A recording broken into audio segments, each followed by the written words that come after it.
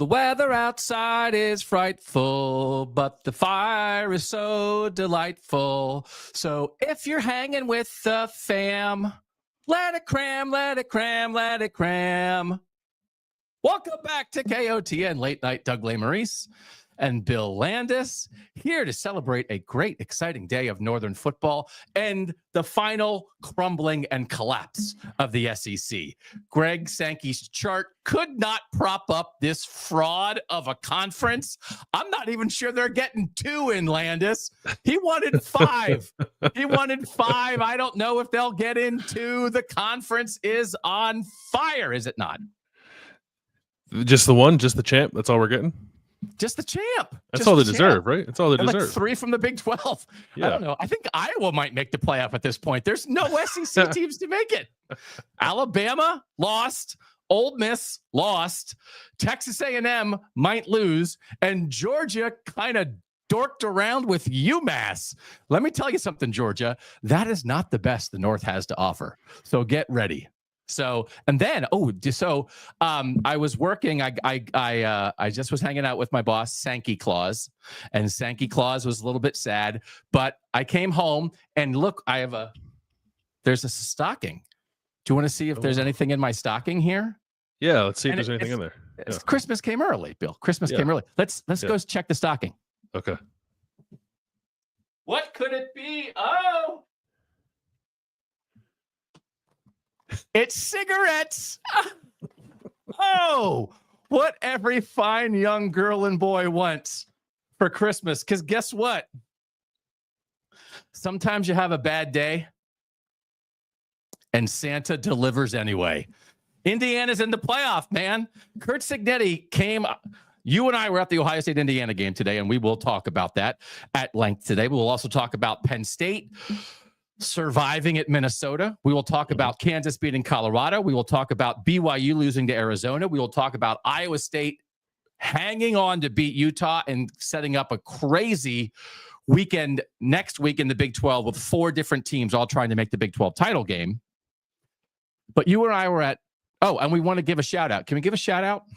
Let's do it. Boston College, West Virginia, Michigan, and Nebraska all got win number 6 today. And that ain't nothing, especially for Nebraska, Landis. Congratulations on all those fan bases who get to take a bowl trip. Yeah, it's great. A couple of those teams are really down in the dumps, right? So I don't know what West Virginia's happy about it. Yeah, well, I don't. But they want to go on the bowl trip. They just don't want Neil Brown to go on the bowl trip. They want to bring Neil Brown with them. Yeah. No, but I think West Virginia fans are just sick of home games. They don't want to go to that stadium anymore and watch this team, but they might go somewhere warm and watch this team. So anyway, those 4 teams punched their ticket. Congratulations to them. Michigan put up a 50 spot, which we know it's Northwestern, but that still ain't nothing. Like, that's a nice performance by the Michigan offense. And Boston College actually just absolutely came out and took care of business against North Carolina, right? They did. Yeah. Grayson James had 2 touchdowns in that game. Crazy. I was doubting BC. They're proving me wrong. Don't you doubt. So as we're monitoring here, Auburn is driving against Texas A&M late to try to. I mean, the conference is already on fire. Greg Sankey is just crying in his charts, but this is the coup de grace if Auburn knocks off Texas A&M. But you and I were at the Ohio State-Indiana game today in Ohio Stadium. And by the way, welcome to everybody who's here. We hope you're having a Merry Christmas. Christmas came early because the SEC sucks. Can I take I'm going to start with the nickname. I can't hold it back anymore. Just the absolute honkery. The absolute honkery. Josh Paste, honkery. He has 2 modes, boring or honking. And he Ohio State got down in the first 10 minutes, and he said, is it pucker time in Columbus? It wasn't. It wasn't. And then he was trying to explain why the committee has to take into account how good Florida is, even though they don't have a good record. Do you think Florida is the only team in the country, Bill, that doesn't have a great record but might be playing good football right now? Do you think it's only Florida? I can think of at least one other. I can think of 2, actually, off the top of my head. So It happens everywhere, bro. And then the rest of it's paste. Like what you eat when you're hungry in kindergarten. It's honking or it's boring. And I'm sick of it. I'm sick of that. Just say what you are. Just say what you are. You're a honk. Nobody comes to this show, Landis, and is like, I wonder what those guys are. Did they have an agenda? They have a point of view. Don't pretend that you're down the middle when you're honking away. It's insulting to the audience. So listen, if Southern teams win playoff games, we're not going to pretend they didn't win, but we're going to speak the truth from a point of view on this show, and we're going to tell you what we're about. Let's talk about what we were at. Indiana, Ohio State. I think Curt Cignetti waited to come into the postgame news conference until he was sure Ole Miss had lost, because we were all in the Indiana postgame. I was sitting on the floor. It was a jam-packed postgame news conference in the visitors interview area. And I had the Ole Miss game up, and it was like, what is happening? Oh, this. And then, like, as soon as it ended, he came in. Now, he didn't say that, but as soon as it ended, he came in. And the big takeaway from the big picture perspective, Bill, is Jake Trotter from ESPN did a good job at the end of, like, he brushed off a playoff question early, and then Jake finished the news conference with a playoff question and said, like, do you believe that you are one of the 12 best teams in the country, should be in the playoff? And he paused and he said, is that a serious question? Mm-hmm. Jake was like, yeah. And he was like, I'm not even going to answer it, because he's so emphatically yes. And before we talk about the game, it is emphatically yes, because the SEC's out of teams. So this is not even like the idea that we're going to have any kind of conversation of, like, did Indiana lose too much to a dominant team on the road? Like, we're so far past that with the way the SEC is imploding. That conversation is dead. I will see if it's rekindled on the Paste show this week. I'm sure perhaps it'll be rekindled other places. I mean, I don't frankly, I don't believe it was much of a conversation before the SEC decided to do what it did today, but I'm glad that we have that clarity, at least, because now we don't have to entertain the notion, right? You can talk about whatever you want, but you'll just sound like a moron, and it won't be true. So that's great. That's great. So we don't have to pay attention to it, because we know what's going to happen. So Indiana, Ohio State. I thought Indiana obviously came out and looked really good on the first drive. And Curt Cignetti thought they were hanging in a little bit. And he talked about there was like a third down where he thought Ohio State jumped offside. Mm-hmm. He didn't think the Indiana guy moved. As soon as it happened, you in the press box said, like, the guy moved. You thought the Indiana guy clearly moved, and that's why Ohio State jumped. And so it went from 3rd and 1 to 3rd and 6, and they didn't get that. And he said, like, it doesn't mean that I think, like, that call changed the game, that anything would have been different. But he thought that was the point where, like, Indiana stopped being able to do anything.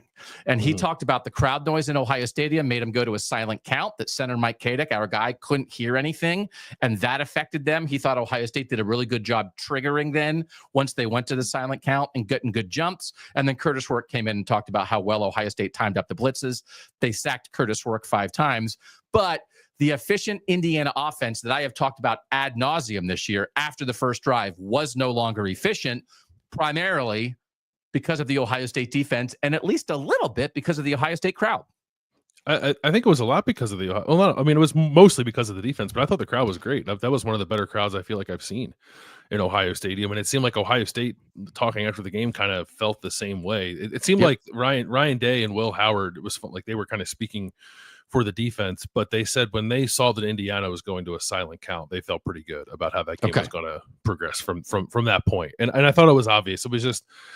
It was not dissimilar, I think, from what we saw from Indiana again in the second half against Michigan. Michigan kind of really ratcheted up the pressure and overwhelmed Indiana's offensive line. And then that rhythmic, timing-based, aggressive passing offense just couldn't do anything because the timing was so out of whack. So, yeah, Indiana's opening drive was awesome. It was 11 plays. It was 70 yards and a touchdown, and they got 15 plays for 75 yards for another touchdown when they were trailing 31-7, and in between and had 31 plays for 28 yards. Curt Cignetti was happy with that final drive. Like, he thought that was something like, hey, it showed a little bit. I don't think he was talking about it in terms of, like, tricking the committee. Oh, the committee would be like, oh, well, I mean, it was actually 31 foot. You know, they know the deal. They know that Ohio State dominated that game after the first drive, but it showed a little bit of fight. But the first thing he came in and said when he sat down was, all good things in life come to an end. Yeah. So, and then Ohio State. So here's the thing. And like, it's great, but also, and I even think Ohio State would acknowledge it, right? And we have an Ohio State audience that we communicate with. Again, we have a local show that we do on Kings of Columbus, and like 75% of Ohio State fans, when we asked this week, like, what do you sort of think of Indiana? Said, well, of course we hope they lose to Ohio State, but then we kind of like their story and we hope they make the playoff. So Ohio State is not out to ruin Indiana. But anytime there's an underdog trying to come in, and like Curt Cignetti is obviously talking stuff up, Ohio State trolled Indiana on the scoreboard at the end of the game. What can you explain the troll? What'd you think of the troll? Yeah, they put up like an overlay, like an old-timey newspaper that said Buckeyes win ... Google it, I think. And then in place of the newspaper photo was like a live video shot of Curt Cignetti kind of pacing up and down the sideline. I wasn't paying attention. He noticed it. He definitely saw it, but I don't know that he acknowledged it. But I think that's fair, right? It's not like talking stuff. I think it's absolutely you fair. Don't win. It's fair game, right? No, absolutely. And like, but also it's still true. They're still 10-1. So like, it also is like, he didn't say I go undefeated and win national championships. Google it. He said, I win, and they are winning. So then people were yelling that at him. But did you think did you get any impression or hear any talk of Curt Cignetti's saltiness after the game at all? No, I listened to his press conference. I didn't think so. Okay. Yeah. Cause he shook hands with Ryan Day, and then Chip Kelly came down, and I was standing there on the field as I saw this, and Chip Kelly came down from the press box and he stopped Curt Cignetti. And my guess would be they were talking about Ohio State scoring the last touchdown, or maybe they were just talking ball. I don't know, but they were both smiling and laughing. And by the time Curt Cignetti was walking off the field, he was walking off the field with a smile on his face. So I think and then when he was asked about Ohio State scoring the last touchdown, when they punched it in at, Travion Henderson broke a run, slid down at the 1, then they decided to go ahead and score it. And he was asked about that. And it always bothers me. It's like, it's a Big Ten game. There's no such thing as running it up. But he said he had like zero problem with it. And Ryan Day needs to do what he needs to do for his team. Right. So like it was, like so just in case anybody thought it, I thought everybody played their hand the correct way, and Indiana's offense shut down because Ohio State's defense played so well, and then their punter dropped the ball and set up Ohio State for a touchdown, and Caleb Downs ran a punt back for a touchdown. And if you're going to try to compete with Ohio State, you can't get blitzed on special teams. You have to win special teams. But even given that, Ohio State was going to take over that game, and I think Curt Cignetti knew it. So anyway, they competed for about a half, right? Like they were in it. They were only down 14-7 at the half. And again, that's not nothing, but Ohio State clearly showed it was the better team later. Yeah, it played out, almost exactly how I thought it would. I thought, with the exception of, I thought it was going to be perhaps a scoreless first quarter. It wasn't that, because Indiana had a really impressive opening drive. But I thought it was going to be a case of Ohio State kind of doing what it's done all year, which is very much feeling out the opponent to start a game and then putting it away in the third quarter, which it did. Won the third quarter 14-0. It has yet to give up a touchdown in the third quarter this year. It is the most dominant third quarter team in all of college football, and it got a punt return touchdown and an offensive touchdown that kind of just slammed the door shut. And frankly, like, it didn't.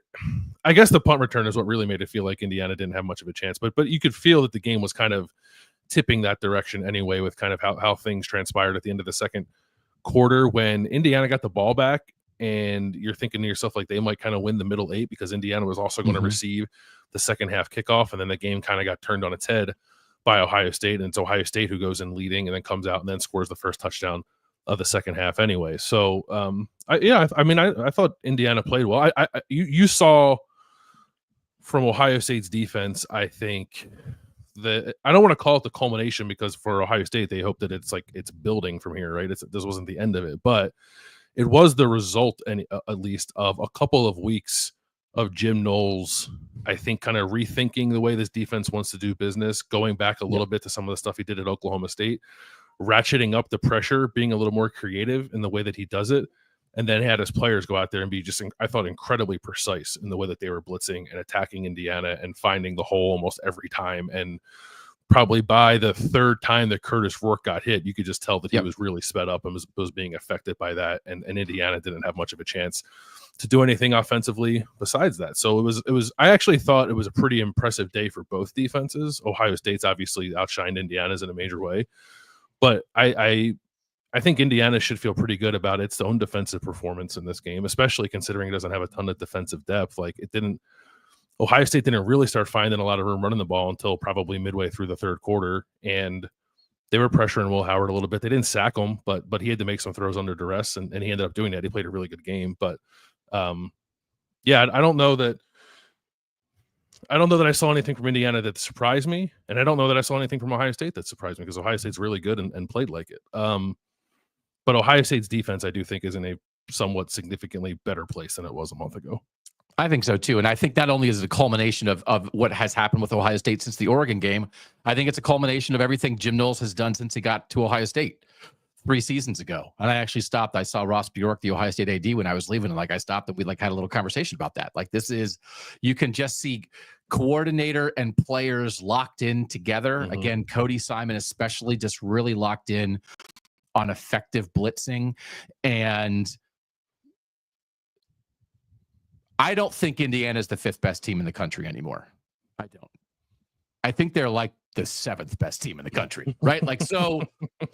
And I think Ohio State is so clearly, no doubt about it, one of the 2 best teams in the country with Oregon. I don't know that there's anybody who could dispute that right now. Is there anybody left who could say anything other than what the polls and the rankings say, which that Oregon is 1 and Ohio State is 2? No, because even from a record standpoint, the only other team I think you could reasonably put in the conversation is Texas, and Texas has not looked very impressive since it lost to Georgia. It's happened to win, but I don't think it's been a overly impressive football team. And now Indiana and Penn State each have 1 loss, but Ohio State beat both of them. So yeah, it is not up for debate. Those are the 2 best teams. No. Auburn and Texas A&M are in overtime now. By the way, they're flipping the coin. So Curt Cignetti was happy with the fact he pointed out in the postgame news conference that until the last drive when Trevion Henderson busted through the hole for like a 30-yard run, they had held Ohio State to fewer than 300 total yards of offense. The final total, this is just crazy, is 316 for Ohio State, 151 for Indiana. And here's the thing about this. This does not mean that Indiana being the most efficient offense in the country through the first 10 weeks was a fluke. It means that Ohio State's defense played so well, they completely shut down the most efficient offense in the country. This does not undo everything that Indiana did, but this is how well that defense is playing right now. And then you pair it with, you and I have been talking about this, this search for Ohio State. I think they learned some things from the Oregon game with the way Oregon found extra ways to win in that game, and having Caleb Downs back returning punts and one of the most electric players in the country returning a punt for a touchdown for the first time for Ohio State in a decade.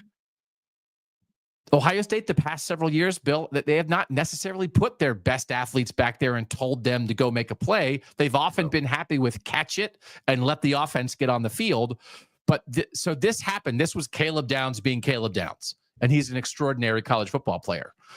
But Ohio State had to give him the opportunity, and they have not always done that. And they've made a particular decision this year to try things like that. And Ryan Day was freaking out on the sideline while Caleb Downs was returning that. And I specifically was watching him.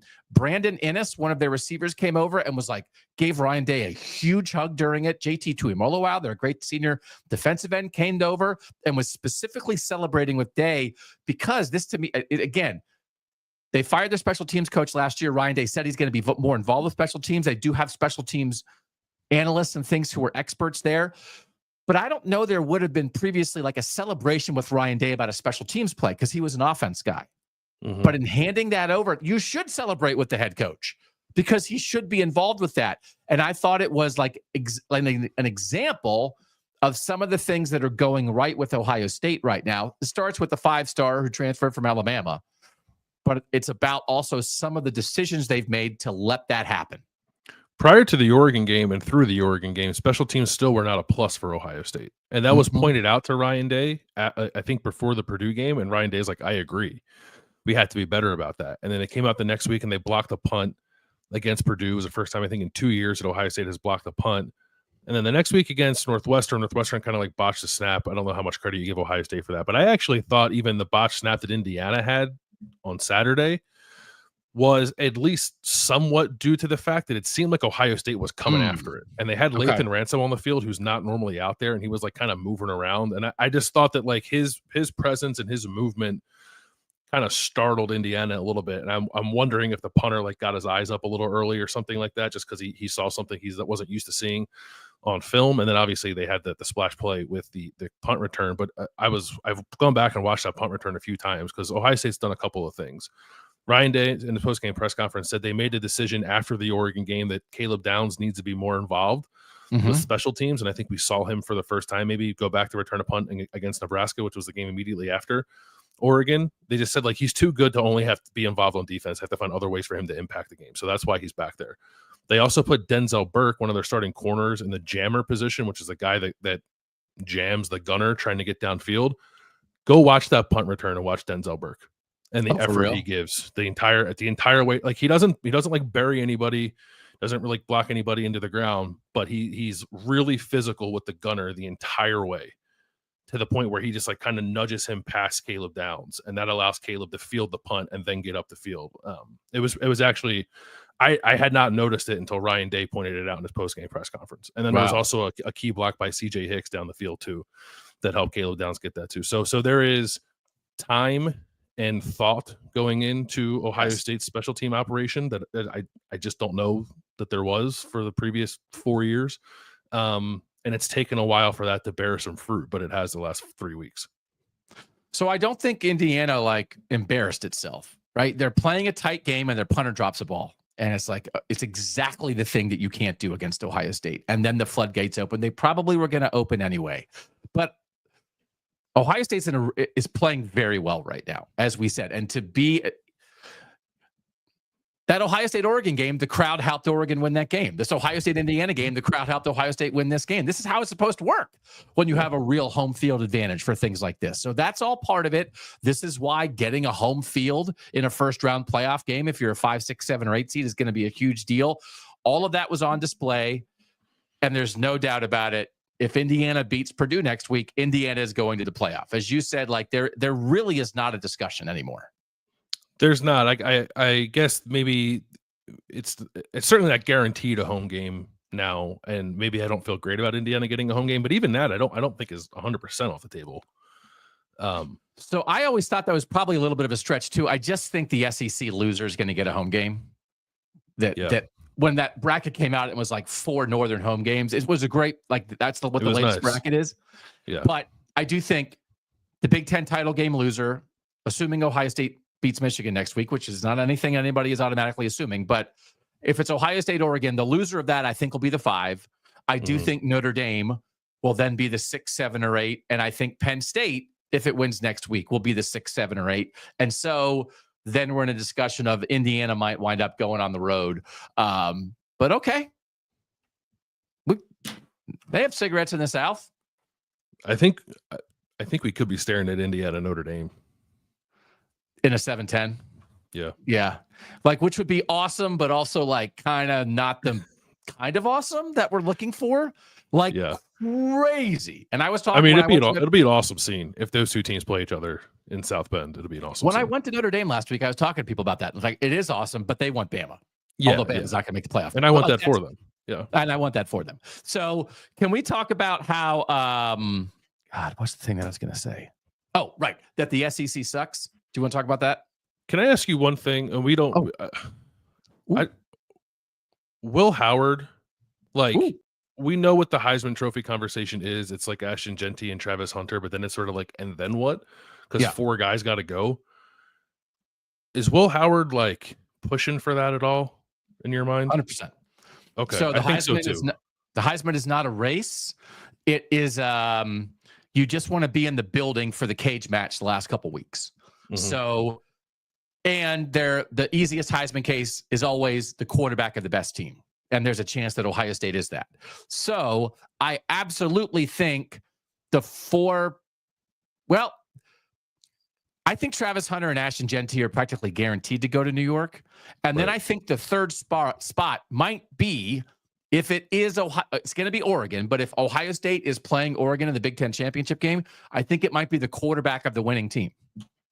See, I wonder if it's Ohio State, Oregon, and both quarterbacks play well like they did when these teams played the first time. I wonder if they both might go. Like Penix and Bo Nix both went last year. I mean, who cares if Cam Ward goes? Is that a thing? Does anyone, is people are super excited for Cam Ward's going to lose to Syracuse next week. Yeah. So anyway, maybe Kyle McCord will go. What if Kyle McCord and Will Howard go? Oh, how about that? Wouldn't that be nice? Ryan Howard just sitting there awkwardly between them. Yeah. Yeah. Everybody's happy. It worked out for everybody. Merry Christmas. Merry Christmas. It worked out for everybody. Everything in the North is working out for everyone. And everyone in the South got crammed with a lump of coal. Because you know what Curt Cignetti said before the game? He said, you can shove that narrative up your you-know-what. And then the SEC did some self-shoving on Saturday. Oh, my God. All right. How come you haven't gone with Krampus? Oh, they're doing that. They have that in Columbus. They have like a haunted house. Oh, I should go. Krampus. For Krampus. I should go dressed like this. And wear your Georgia hat. He's Krampus. I'm Krampus. Can we just get you a beard? We get you a beard and some horns come out of the hat. Yeah. Oh, wait till the playoff starts. Can you imagine when the playoff starts? It's still November. It's not even Thanksgiving and I'm already here. Oh my God. Both teams scored touchdowns in the first overtime session for Texas A&M and Auburn. All right. Auburn should go for two. Ole Miss is out, right? And now here's the thing. My main concern in all of this, because when you and Ari and I a couple weeks ago did playoff stuff, and I was like, I'm worried about 11-1 Indiana. But that was when it was like, well, what if we had other 1-loss teams, right? Then everybody got 2 losses, and now we're in a 3-loss place. We might wind up with a 3-loss playoff team. That's fine. I am not against 3-loss playoff teams. I just don't think they should be in ahead of 1-loss teams, right? So that's the thing we're talking about. So actually, I'm not sure that both Ole Miss and Alabama are out for sure because their search is going to be on for another playoff team. Like, we're not doing a whole playoff bracket tonight. We're not going to figure that out. But when the Big 12 is already at a place where the championship game is going to be between two teams with 2 conference losses, it's hard to find that. Are we searching for the 11 seed to be the ACC loser? I mean, I guess maybe, but I actually don't care about that. If the discussion is like a 4th SEC team versus the ACC loser from the South, I don't care. You're just a sacrificial lamb. Go get boat raced in State College or in Oregon or Ohio State. I don't care. Who cares about it? Who wants to go get boat raced in State College? Raise your hand. Is it Dabo Sweeney? Dabo, you want to go get boat raced? Kalen DeBoer? DeBoer might turn down the 11 seed at this point. Lane's like, I'll go. Can I go? James Franklin's like, yeah, you can go. So, I don't care. As long as the northern teams that deserve to be in are going to be in. But Ole Miss, so this is Josh Paste was like really serious, had a tweet that was like, the committee has to be able to think about strength of schedule in a different way. Because guess what? Florida's playing well. But guess what? So is Kansas and so is Minnesota. But that's not what we're doing here. But if Kansas was in the SEC, Greg Sankey would be trying to get a 5-win team in the playoff. We understand that. But you got to live in the world, and we can't pretend that going to the swamp to play a team that tried to fire its coach in September is the greatest test in college football. So Ole Miss is this is the thing about the SEC that everybody needs to understand, and I think maybe they do. They do have peaks, but they have gigantic divots, and they live in their divots sometimes. And people want to ignore those giant pits, but you got to replace. Landis, do you replace your divots when you play? Oh, yeah. And I make a lot of them. Yeah. You know who doesn't replace their divots? Lane Kiffin, Greg Sankey, Kalen DeBoer. They leave them all over the place. They ignore them. They pretend they don't exist. All right. Hey, you smoked a drive. They're like 350 down the middle. Did you see that? And we're like, yeah, we saw it. And then we saw you chunk an 8-iron and take a piece of sod as big as your face and hit it 42 yards. And they want a mulligan. And they're like, oh, man, I smoked that drive. And you know what Coach Sig's doing? Coach Sig is going like 240 down the middle. Nice little 3-iron right in front of the green. Chip it on, putt for par. Move on to the next hole. Lane's in the bunker. And they think that's better. It's not about your drive, South. It's about your score. Josh Paste, I bet he stripes it 350. And then he probably kicks it out of the woods too. So anyway, Ole Miss going to Florida. What are we supposed to do with that? They've lost to Kentucky, LSU, and Florida. And yeah, they beat Georgia. But here's the thing that people have to realize. That's not about Ole Miss. It's that Georgia's not unbeatable. Mm-hmm. If Georgia can lose to a 3-loss team that lost to Florida, LSU, and Kentucky, are we sure that's about Ole Miss? Or is it maybe about the fact that the top of the SEC is mid, is at the very least inconsistent, and consistency matters.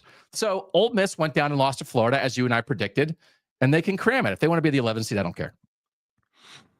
I kind of care because those are like they lost to 3 not good football teams. Okay, not right. Yeah, we are now the SEC screwed up the whole playoff. We're in a desperate search for another. I'm only in favor of Ole Miss getting in with 3 losses if it's because they win a head-to-head conversation with a 3-loss Georgia team that they beat. That's okay with me. Because Georgia Tech's going to beat Georgia next week. Actually, yeah. Although I guess it has no bearing on the SEC title race. But yeah.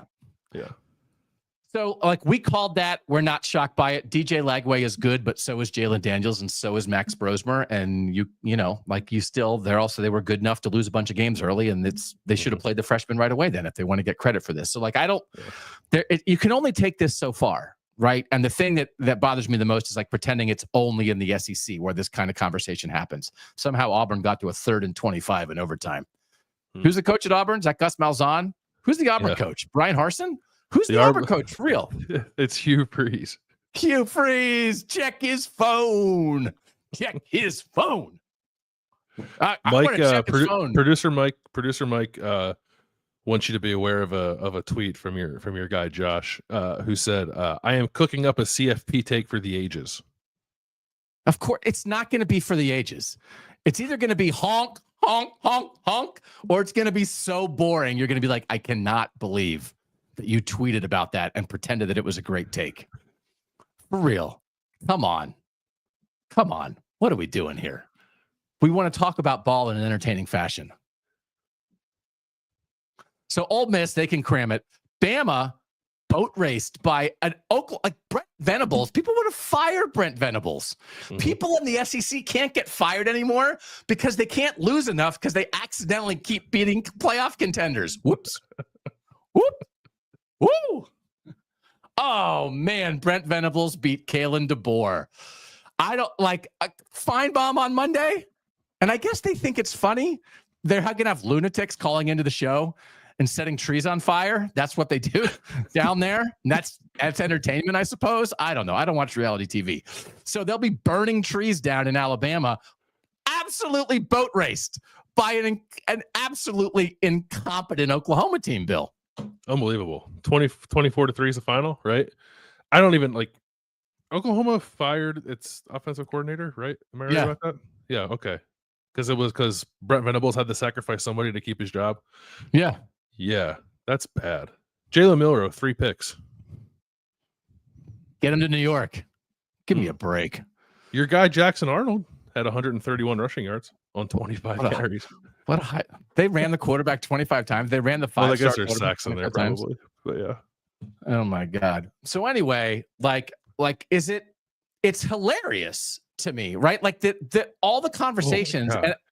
Did you look at the box score for this game? No, I just was celebrating the scoreboard. I didn't look inside it. Oklahoma completed 9 passes and Alabama completed 11. This game's gross. It's not. I mean, like, what is there? What do you got left to stand on? What do you got to stand on today? There's nothing left. It's so fraudulent. It doesn't mean all the teams are terrible. It doesn't mean some South team might not beat a North team in a playoff game. We get it. But the superiority complex, how much do you have to fail for your superiority complex to be punctured? You're living in a fantasy land. If you're not coming back to earth, and I laid this all out last week, if you're not coming back to earth, if you're a honker, how can you be honking right now? There's nothing left to honk about. Because here's the situation. So there were 6 top SEC teams, and there was a clear top 4 in the Big Ten. But the 6 top SEC teams, so Georgia like messed around with UMass.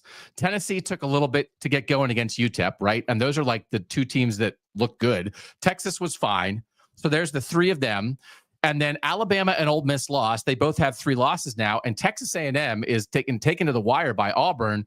But neither Texas nor Texas A&M has anything good on their resume. They don't have anything better on their resume from a win standpoint than anything Indiana has or anything Penn State has. And they have losses. So the loser of Texas A&M next week is in a very precarious situation, except maybe the only reason they wouldn't be is because Alabama and Ole Miss lost. But so Ole Miss is behind Indiana, Alabama's behind Indiana, and the Texas A&M loser next week is definitely behind Indiana. So that's only 3 SEC teams. And that's not it. Making sure that like Georgia doesn't lose to Georgia Tech next week, and maybe Texas A&M is going to lose to Auburn and then beat Texas. I mean, it's just like I don't even have to wear an elf suit or smoke a candy cigarette or wave a sword around to make this point, Landis. It's just ball knowing.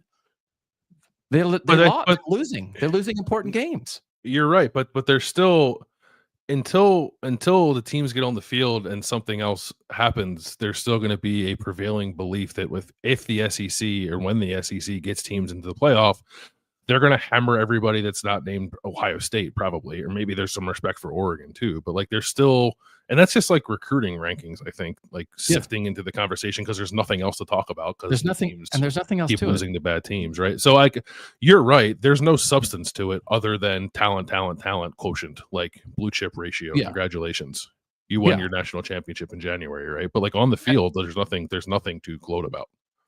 But in a world where teams like Colorado and Indiana are rebuilding quickly through the portal, and it's like when you get veteran winning players who are part of a culture, like we just have to all realize that it's not only recruiting rankings anymore. And whatever arguments you made in the past, and you cannot argue with an SEC person, because I've been in little fights on social media and stuff. They immediately go to the past, and it's just the past.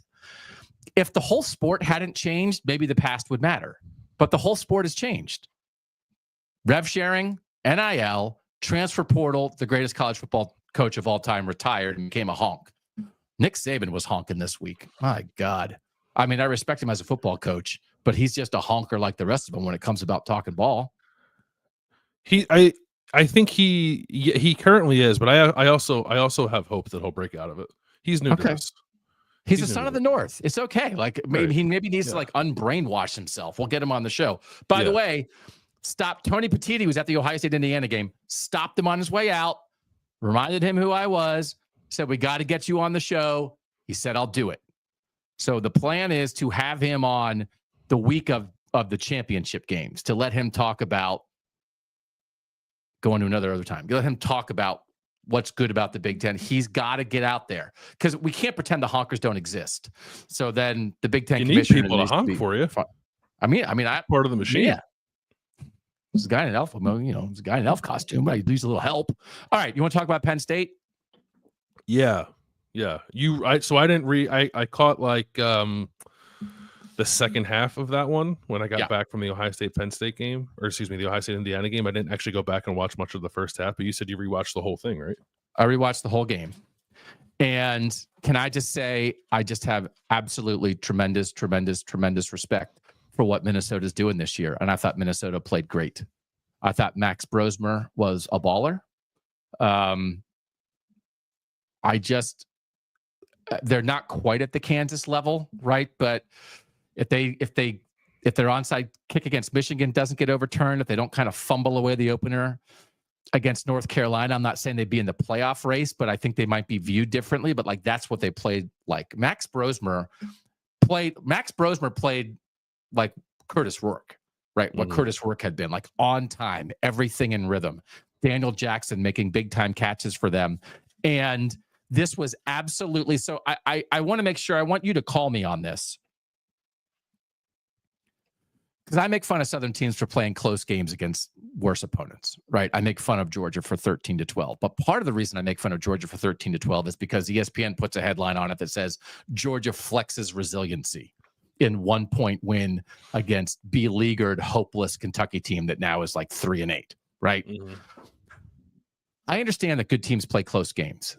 So I am not always mocking teams for winning a close game when they were favored by more. I'm mocking the way people talk about it. So now if I'm going to come on here and say that I thought this was a good win for Penn State by 1 point, against a lesser team on the road. Am I being disingenuous if I think that?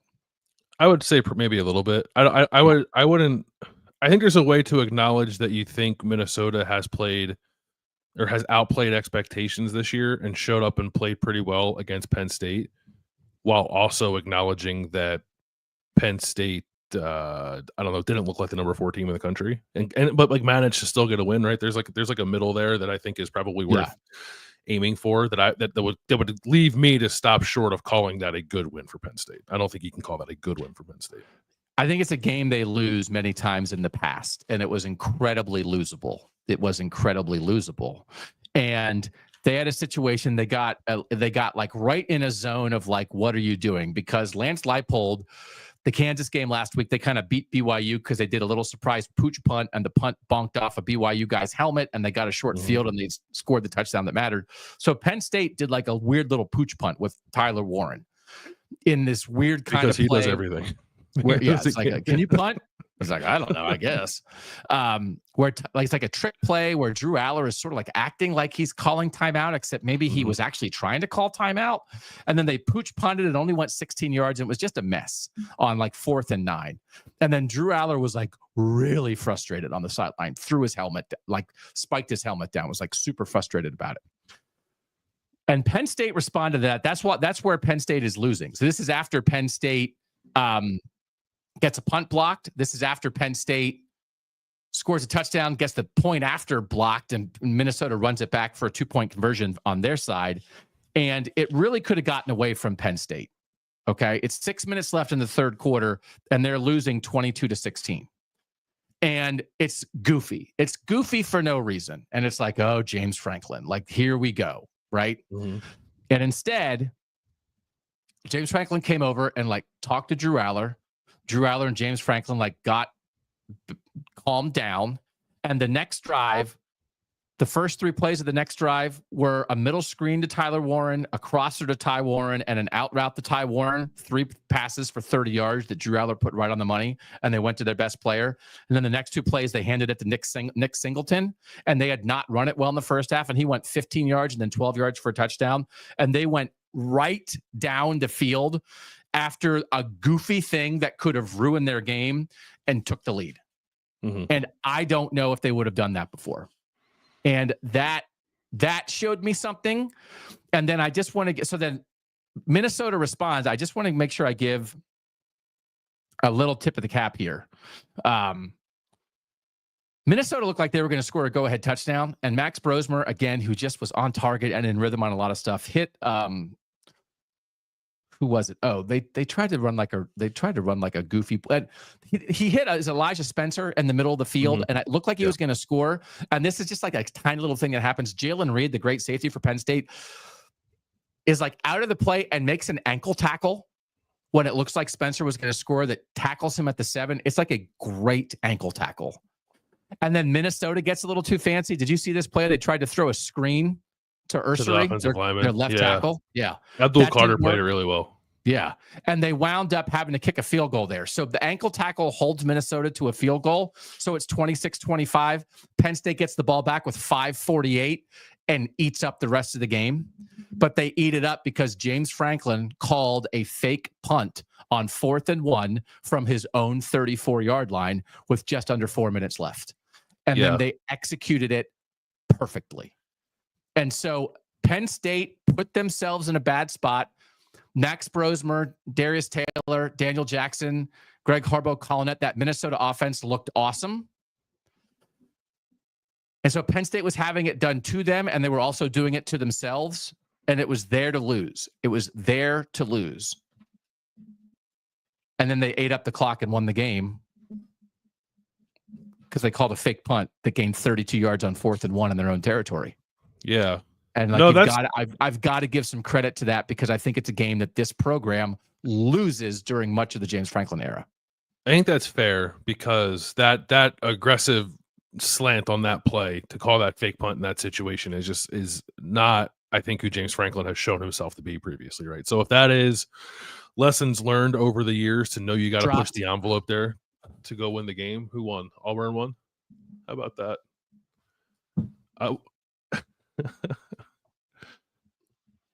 I thought the funniest thing that could happen was A&M losing this game to eliminate itself, but then go and beat Texas next week. So this is advancing the agenda. Oh, the swords are out. Is there anything else? Maybe there's a little sword in my stocking. There's a little sword somewhere else. Oh my gosh. Oh, I can't believe it. I just never knew before this show, Bill, how much the SEC being a bunch of fraudulent ding-dongs, how much it would make me happy. It makes me so happy. And I hope you out there are sharing this. We want to share this. This is a moment for all of us. Texas A&M lost. Ole Miss lost. Bama lost. Oh, Bill. Beauty. Greg Sankey is crying in his chart. Oh, Josh Paste is crying in his chart. Oh my God. What's your take now? Oh, I have a take that's going to set the world on fire. So I thought they would have lost that game many times before. And like Minnesota's really good. James Franklin said it's a fake punt that they've been working on since camp. They have called it 6 other times this year, but every other time they called it, the look by the opponent wasn't right. So they called it off. And if they wouldn't have gotten the look today, they wouldn't have done it. But they got the right look, and then they executed it to perfection. And James Franklin, when he was asked, like, why did you decide to call that? He said, I thought we needed to end the game on our terms with the ball in our hands. And it's like, that's the kind of thing that a winning coach says. And yeah. I like, and this is just the team. He also pointed out, he started off his post-game news conference by pointing out that they're one of 3 teams in the country that has won at least 10 games each of the last 3 years. And like, that's the kind of thing when people hear that from James Franklin, they're like, yeah, but who cares? That doesn't mean anything. It's not about winning 10 games.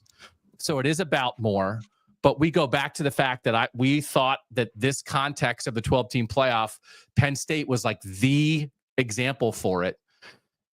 And they didn't take themselves out of being the example for it by stubbing their toe at Minnesota. So I get it. It's a 1-point win, but for them, and also the thing is, like, we don't hold Penn State's not at Georgia's level. So I don't want to hear a Georgia flexes resiliency against Kentucky in a 13-12 game, right? I don't want to hear that from Georgia or Alabama because the South is ready to make fun of Penn State for everything they're not. So then I'm okay giving Penn State a little more credit for a 1-point win than I give Georgia credit for a 1-point win. Is that okay? I think that's okay. Yeah, slightly at least. I don't think anyone who covers the sport holds Penn State to the same standard as Georgia. Yeah, like they're on the way. They're on the way, right? Yeah. They're trying to get there. Yeah. I mean, they have a long way to go. I mean, it's Georgia's won 2 national titles, but like, so I thought winning a game that you would have lost in the past matters. So I did think, and I guess I think it's been a really good year for Minnesota, and I want to get PJ Fleck on the show. Because you can have a good successful year and fall short in some games, but still show what you're about. So I thought they did that. All right. Colorado, Kansas. We both called this. Are you surprised by what Kansas did to Colorado in a 37-21 handling? I'm surprised that Kansas scored every time it had the ball, with the exception of the last drive where it just ran 5 minutes off the clock and ended the game. I wasn't expecting quite that level of execution from Kansas, but no, I'm not surprised that Kansas won here. Like we said, Kansas is the hottest team in college football. Kansas is the most dangerous team in college football. When Jalen Daniels and Devin Neal are playing the way that they are playing right now, they can beat a lot of teams, including Colorado.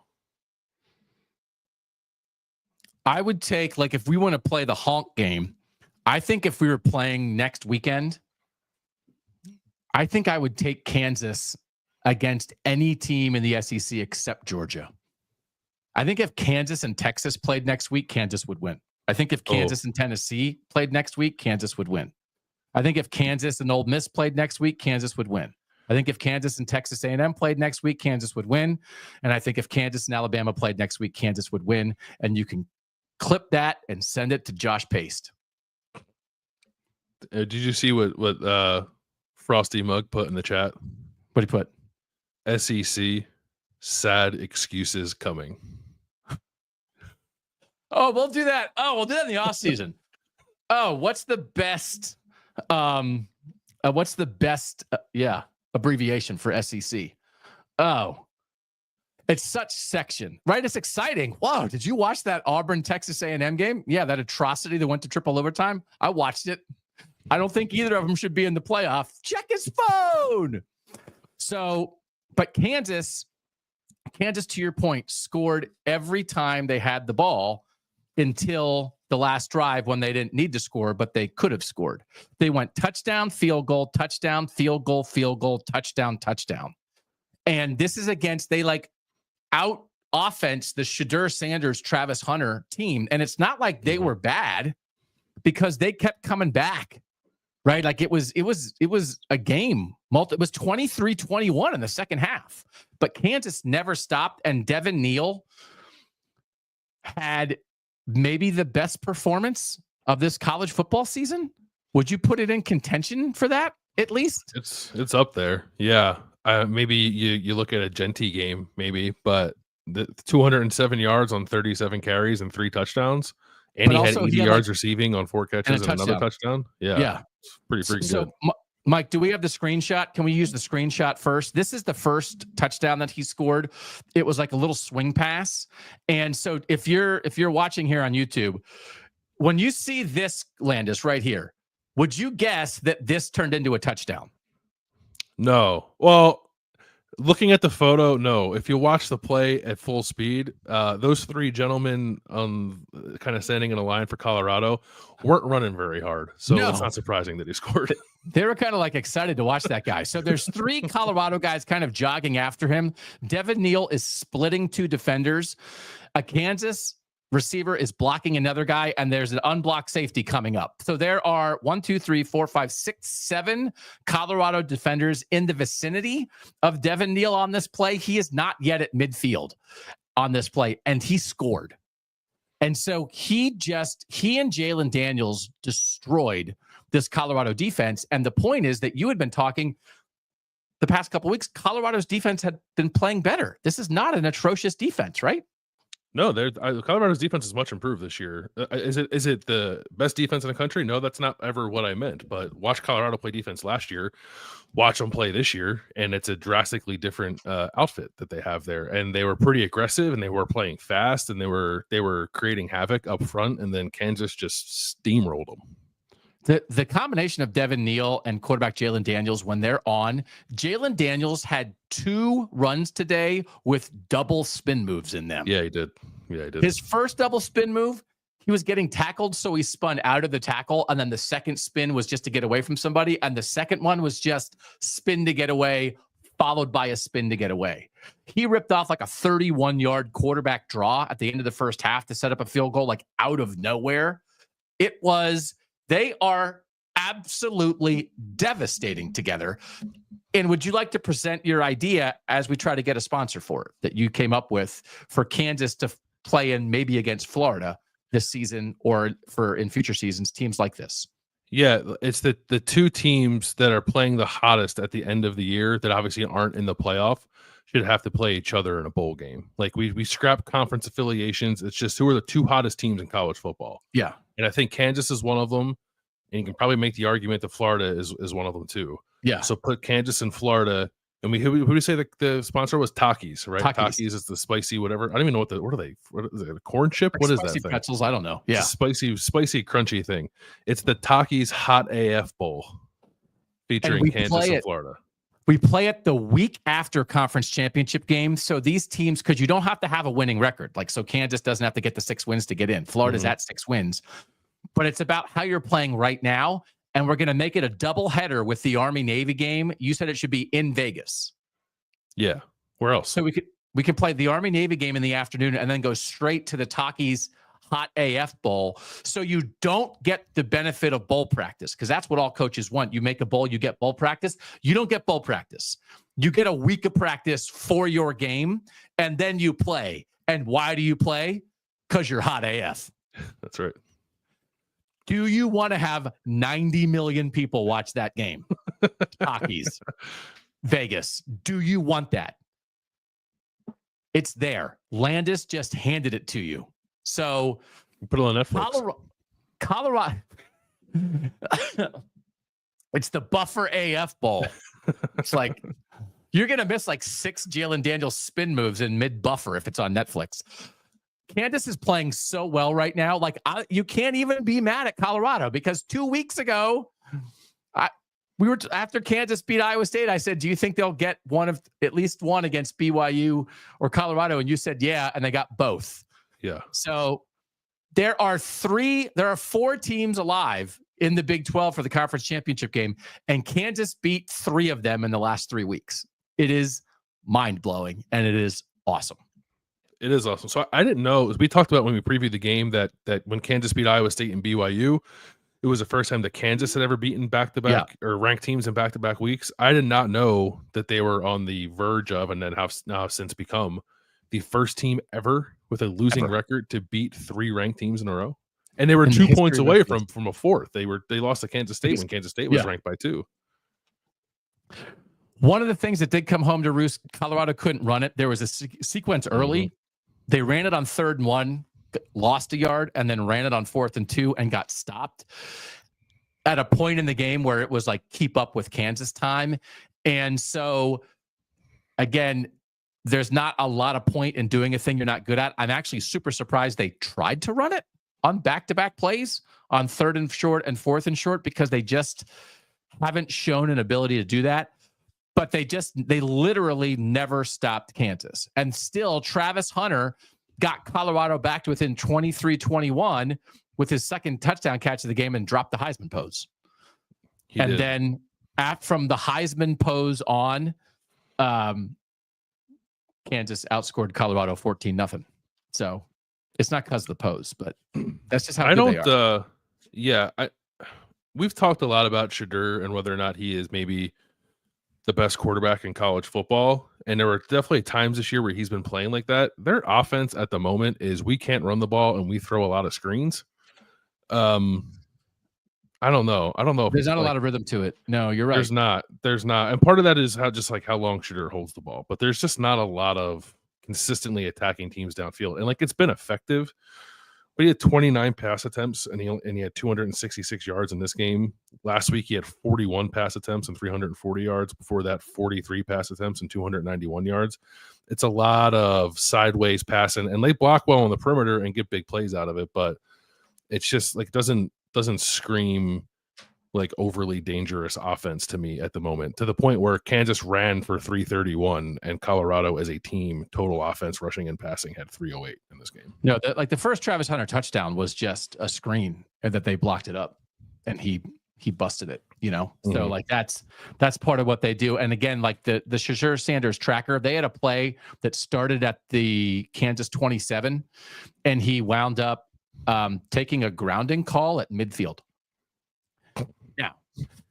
So we took a 23-yard sack, got a grounding call, but it was offset because there was a defensive holding, so it wiped out the play, and they did the down over, so it's not in the stat book. But he ran backwards 23 yards and then got tackled, and it was like there is and you can see there are times when he is freelancing and trying to create in the pocket so much, assuming because like there's nothing there, that his linemen don't have a choice but to hold. It's like he's held the ball for 11 seconds. And so I think he is a super talented quarterback, and I would draft him for my NFL team. But clearly he can't play the way in the NFL the exact way he's playing right now. And there's probably like a ceiling to if that's what you're relying on. And I think, again, they were hanging with them 23-21. They're hanging. But what Kansas was doing with a quarterback who can throw it and run it, and then a devastating running back and a real run game. And like the offensive line was doing a good job. They hit some stuff to the tight end. Jared Casey had a good game blocking and catching. Like it was a more functional, comprehensive offense. And like Colorado, I think it highlighted sort of Colorado's shortcomings in some way. Yeah. I mean, that's going to happen. I think a lot of times when Colorado gets on the field with a team that can run the ball the way that Kansas does. I think the thing that was surprising was just how much Kansas's defense showed up. Like Colorado actually still averaged 7 yards per play. They just didn't run a ton of plays. But even that alone, like keeping Colorado to only 42 plays in itself kind of feels like an accomplishment, right? And they didn't sack. They only got credited with 1 sack. But like if you're holding Colorado to around 300 yards, like you're going to win, I think. More often and again, for all this, it's like, again, just to understand, this is more about Kansas than it is about Colorado. I think Kansas literally would have beaten. They're a buzzsaw.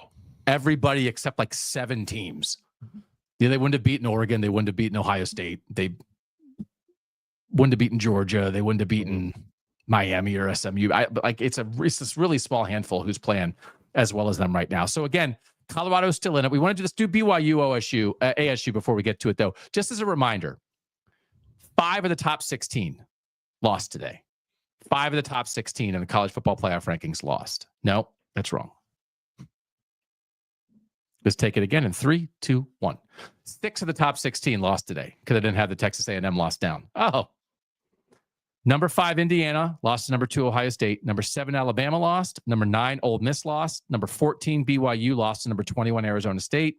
Number 15, Texas A&M lost. And number 16, Colorado lost. So that's what we're talking about. 3 teams in playoff spots lost. IU, Bama, and Ole Miss. We're looking for a shakeup, right? So like we have plenty of time to get to that. The rankings will be out on Tuesday night. We'll have a show Monday. We'll have a show Tuesday. We'll talk about all that stuff. But I am disappointed in BYU and for BYU because they got down 21-0 against Arizona State and they shouldn't have. I just thought, and I rewatched this whole game again too, I just thought they played loose for no reason. And I didn't think Arizona State was playing any better than them, but BYU was just doing like goofy stuff at the wrong time. So BYU's first possession, they went forward at midfield on 4th and 5. Jake Retzloff got pressured, threw incomplete, and then Arizona State went 10 plays, 54 yards for a touchdown, but they gave him a short field. So I get being aggressive, but also like I guess you could have punted them down to the 5-yard line, right, but you gave a short field. So like that wasn't great. Then they tip a pass at the line and get an interception on BYU's second possession. That wasn't great.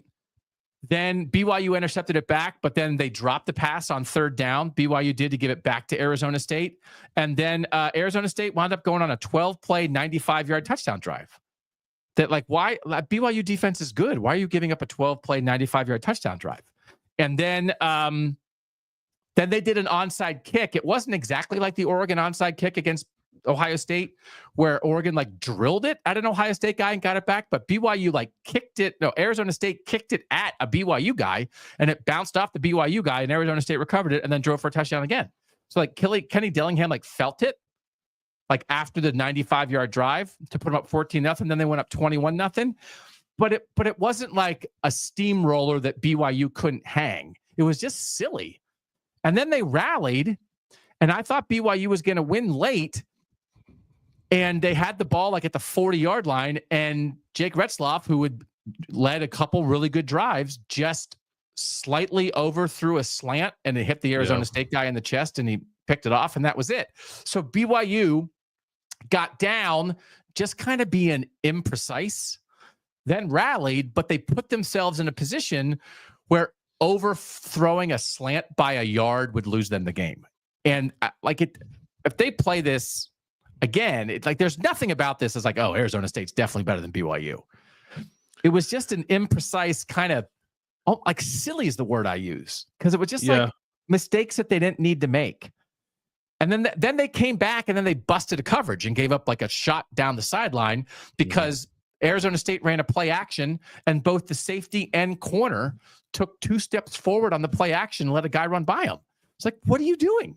And if they hadn't given that up, the rally might have worked. But it was like they were rallying. Here they come, and then they give up a silly like week 2 kind of defensive breakdown, and they're too good for that. So they were as good as Arizona State. They didn't win, but they gave Arizona State a 21-0 lead. I think, but BYU's offense has at times kind of played this way, right? I don't know that it's been consistent, but there's been some looseness with it. That I think has at times been masked by the defense playing really well. Yeah. And even like, last week, we just talked about how good Kansas's rushing attack is. Like BYU really shut down Kansas's rushing attack last week. And then it turns around this week and like Cam Scottaboo kind of did what he does. So that was surprising. I thought that BYU's defense would hang a little better than it did. And Arizona State ends up with 400 yards. I really wanted BYU to pull the win out in the end when I thought Kenny Dillingham like made a ridiculous decision to turn down a chip shot field goal to take an 8-point lead and went for it on 4th was a 4th and 2 or 4th and 1, and they Terrible didn't get play. it. And then BYU, it was a terrible play, you're right. But I thought the initial decision was wrong just based off field position and what a field goal would have done for you there. But then the play call was also bad. And then BYU starts marching, and then they throw the bad pick, and that was kind of a bummer. They also caught the Hail Mary at the end. They were just like 2 yards out of the end zone. So if you didn't watch this game, so Arizona State, again, they're trying to put it away. It's a 5-point lead. They're up 28-23. They could have kicked a field goal to go up 8. They don't. They wind up running quarterback Sam Levitt, who does have wheels, but they kind of run him wide and just gets dragged down.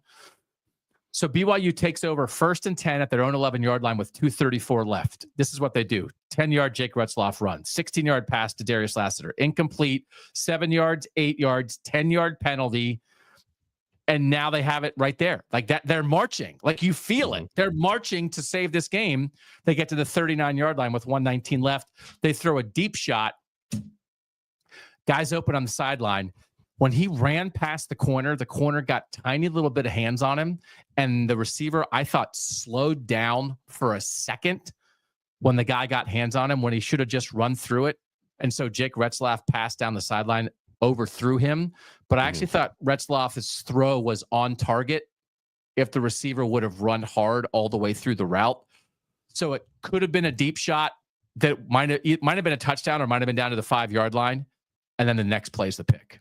And like, that's how close they came. So like, I'm incredibly frustrated on BYU's behalf. And then Kenny Dillingham's dorking around at the end. The bottom line is the crowd storms the field because they think the game is over because Arizona State just chucked the ball in the air. It wasn't over. There was 1 second left on the clock. I checked it on the real-time thing on my rewatch, Bill. The first field storm for Arizona State took place after then BYU. They cleared the field. BYU throws a Hail Mary. Jake Retzloff throws it from his own 41, throws it short of the end zone. It gets caught on the 2-yard line. The second field storm happened 15 minutes after the first field storm. Oh, my God. They tore the goalpost down too in the first field storm. It's a bent goalpost. Yeah. So we had a double field storm in the desert, which we count as the South. And then we had an early field storm in the Bama-Oklahoma game. And Kirk Herbstreit called the field stormers sheep. And you could just feel, he might as well have said, I wish I was in Columbus. He was like, it's like these people they stormed the field like 24 seconds left in the Oklahoma-Alabama game. They were talking to, I wasn't listening intently enough to quote what they were saying verbatim. I could just really sense the sadness, especially in Kirk's voice when they were talking about like, oh, the SEC, they hear a lot of these narratives, these teams that aren't in the SEC race are a little farther down the standings, but boy, did they take big swings at these top dogs in the SEC, and they really give them a game every time. And sometimes if you don't come correct, like Alabama didn't come correct on Saturday, you're going to lose to a team like Oklahoma. And I was like, shut up. Alabama stinks. Just say they stink. Why can't you just say they stink? They're bad. Just say they're bad. Everyone's going to agree with you.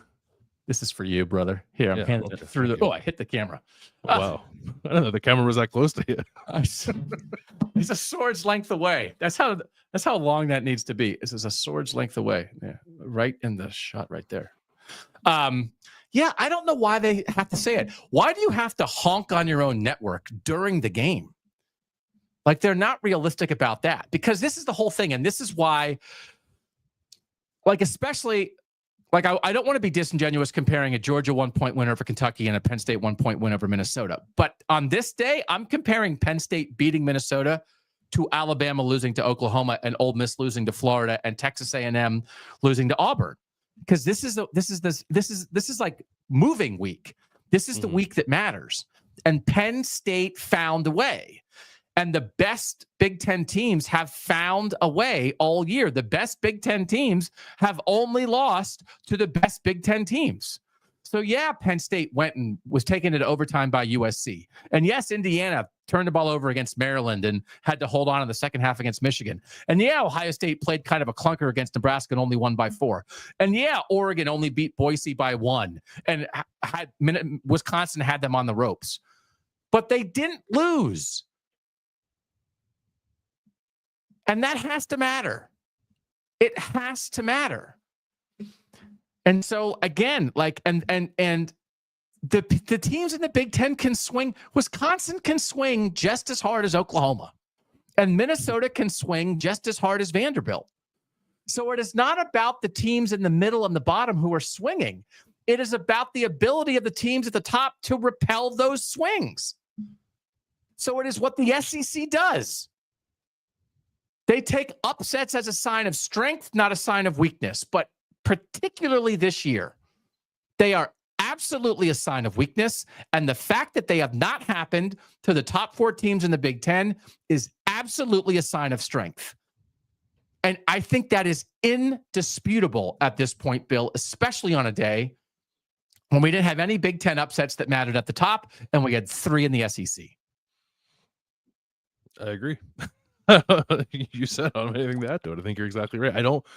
We've been fighting against it all year, like why that perception exists. And I guess I don't know what we can do to change it, but I guess all we can do is speak truth here and hope that enough people hear it. Cause you're exactly right. I don't know why there's like a double standard with some of these results of middle of the pack teams against the perceived top teams in the league, when the SEC repeatedly shows you that it's top teams like don't have the resolve to win those games. Yes. And the Big Ten more often than not does, or doesn't find themselves in those games in the first place.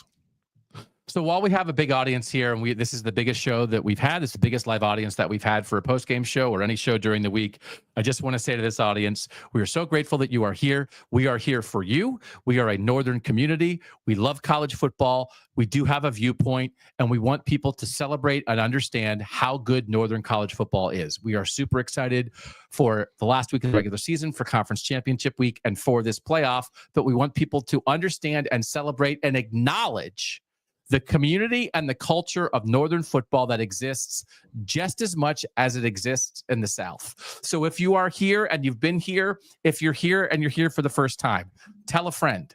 Let people know that this is out there, because the North is rising up. And we know you guys care. We know how much you guys love it. And we think we know how much you get sick of the SEC bias and the honks and the disingenuousness of the conversation on so many national shows that claim to be national but come from a Southern viewpoint. We don't pull any punches. We are here for Northern football fans to celebrate Northern football teams. Tell a friend, because the North deserves it. The North is earning it on the field, and there are a bunch of Northern fan bases that should be celebrating today, whether you're celebrating qualifying for a bowl, whether you're celebrating win number 8, whether you're celebrating the fact you're going to get in the playoff. There's great Northern ball out there, and that's why we're here. Big 12 next week, Landis. This is what it's going to be. There are 4 teams with 2 conference losses. BYU will host Houston. Arizona State is at Arizona. Colorado hosts Oklahoma State. That's a Friday game. And Iowa State hosts Kansas State. And it is my plan to be there for that game. As we understand it, thanks to Max Olson from The Athletic for confirming this with the Big 12, if all 4 teams win and there is a 4-way tie for first, it will be Arizona State and Iowa State in the Big 12 title game. Now, that would be a tough pill to swallow for BYU and Colorado, who were in great position before losing today. My guess would be, the way this season has gone, all 4 will not win, but all 4 definitely are favored, Bill, right? This is actually like kind of interesting. The toughest one actually is Kansas State, Iowa State. Otherwise, Oklahoma State has been awful all year. Colorado should be able to handle that. Arizona has not been great. That's a rivalry, though. And then Houston has a couple pelts, but like they're not a consistent team. The toughest game is for Iowa State. But I would not be surprised if one of those other 3 games that seem like very reasonable wins for the favorites, somebody gets upset, right? Yeah, I don't even know who's the most likely of those.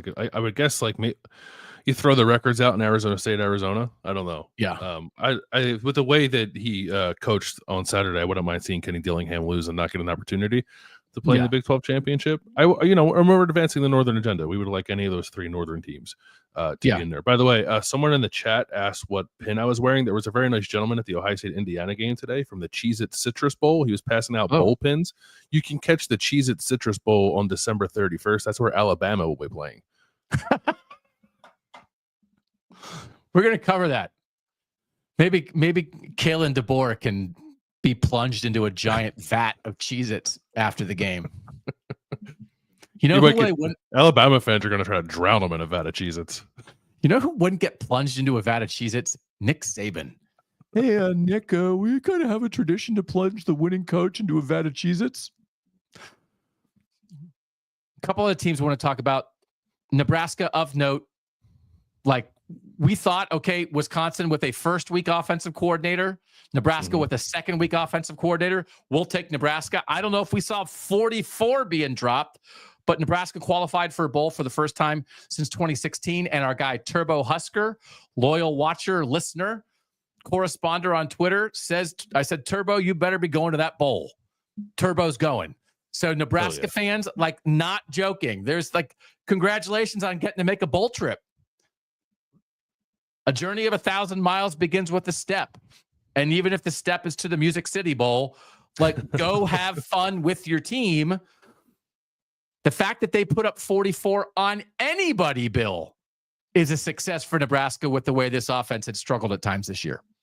I think so. And actually, there were 881 yards of offense in this game. I think both teams probably feel pretty good about what they were able to muster offensively. Wisconsin obviously just didn't score enough points. There were some crazy touchdown catches in this game too, like on both sides. There were a couple like very high level touchdown catches. So I guess Dana Holgorsen calling out every single skill player the Cornhuskers have worked out for them this week. I know Nebraska is a bit of a punchline, and people like to laugh at them and maybe even sound silly to celebrate getting back to a bowl for a program that has their tradition that Nebraska has. But like, I'm very happy for that fan base that they get to go to a bowl game and experience perhaps even a winning season. Like they can beat Iowa next week, which I think is possible. Finish 7-5 and then go off and play a postseason game. That's a heck of a season to salvage, I think, for Matt Rule, considering where it looked like this thing was headed. With a freshman quarterback. With brighter days ahead. So, like, congratulations to Nebraska for that. Again, congratulations to Michigan for its by far its best offensive output of the season against Northwestern, qualifying for a bowl. We talked about that this week, Landis. We thought this was a big game for Michigan, and I did not watch much of that game, so I don't want to comment a ton about it. I don't want to watch Michigan putting up a 50 spot on Northwestern and be like, uh-oh, Ohio State better watch out. But at least Michigan has a little something going for it going into the Ohio State-Michigan game. And certainly the history of that game, the underdog wins sometimes. So Ohio State's going to be a huge favorite in that game. And Ohio State, their whole season is still about breaking this 3-game losing streak against Michigan. But for Michigan to have a little something, a little momentum. And by the way, they got Bryce Underwood because guess what? Northern NIL is activated. Sorry, LSU. Get used to that too. I think it's this I was looking at the scores like 10-6 at one point, like I think close to halftime, and then Michigan ends up with 50. I also did not get eyeballs on it. I just like gave a peek at the box score, but I would imagine regardless of how that went, this will be the most confident that Michigan feels offensively.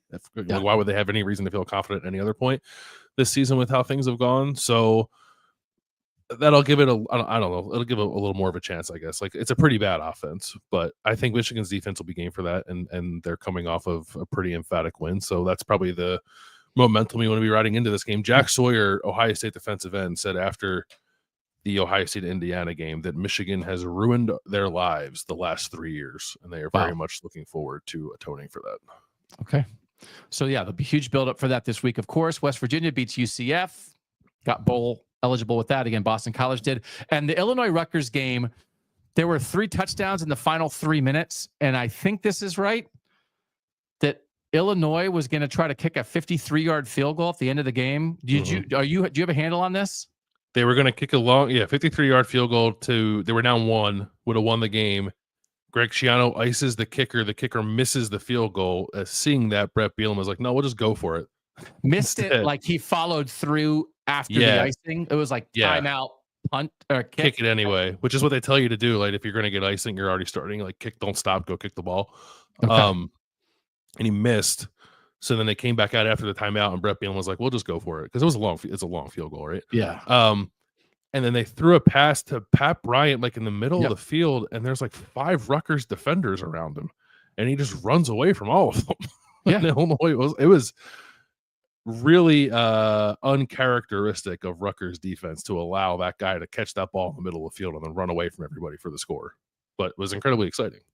Yeah, like Pat Bryant, just absolute baller, but just just ran sideways and then got to the corner and got in the end zone.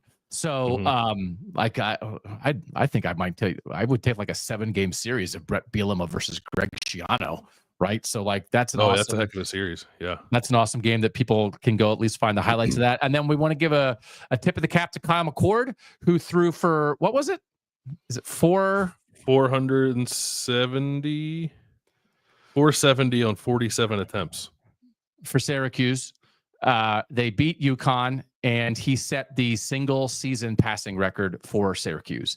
And Syracuse gets Miami in the Dome next week. And I don't know the state of the full ACC race because there's not really any Northern teams involved in it. So that means I don't give a squat. But SMU is 7-0. Clemson is 7-1 and done in the ACC, and Miami is 6-1. So I do know if Miami beats Syracuse, I do not know who would win the tiebreaker between Clemson and Miami. You can go watch Josh Pace's show. He'll probably tell you that and explain why all 3 teams should make the playoff.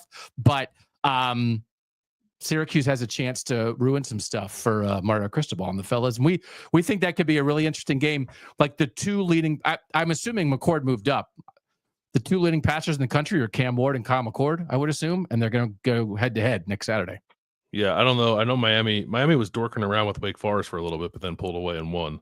Yeah. I don't know what Cam Ward finished with. Cam Ward today threw for 280, 2 touchdowns and an interception. He also had a rushing touchdown. Have we talked about Notre Dame? Did we talk about Notre Dame? No, we didn't talk about Notre Dame, which is like absolutely, they're on a thing, man. I get it. They have the worst loss of the season still. They are just absolutely doing their thing. 49-14 over Army. And again, like Army is a really efficient team, and Notre Dame outgained them 462 to 233 and blew them off the field.